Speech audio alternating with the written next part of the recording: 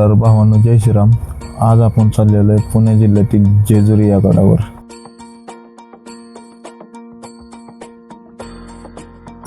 आधी गाडीत पेट्रोल टाकून घेतो. गाडीत थोडी हवा कमी होती म्हणून भरून घेतली आणि निघालो मग जेजुरी गडावर. गडावर जाण्याच्या आधी मंदिराबद्दल एक छोटीशी माहिती देतो. पौराणिक कथेनुसार मली आणि मल्ल ह्या दोन असुरांचा नाश करण्यासाठी महादेवाने खंडोबाचा अवतार घेतला आणि हे तेच ठिकाण.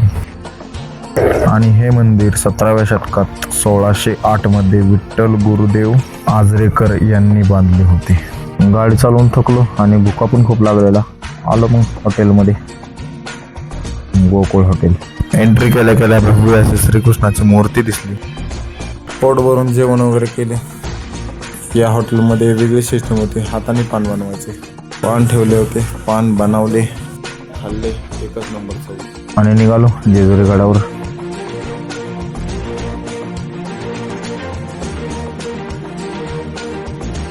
गाडी आपल्याला खालीच पार्क करायला लागली कारण रस्त्याचं काम चालू आहे. येळकोट जय मल्हार. थोडी चर्चा करत चाललो तर कळालं ह्या जेजुरी गडाला 385 पायऱ्या आहेत.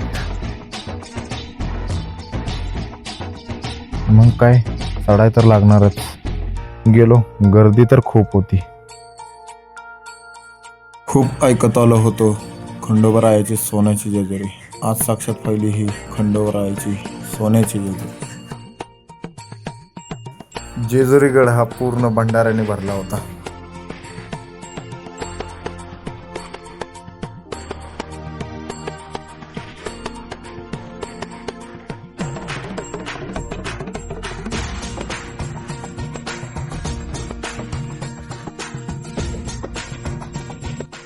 तर मित्रांनो, कसा वाटला हा आजचा व्लॉग?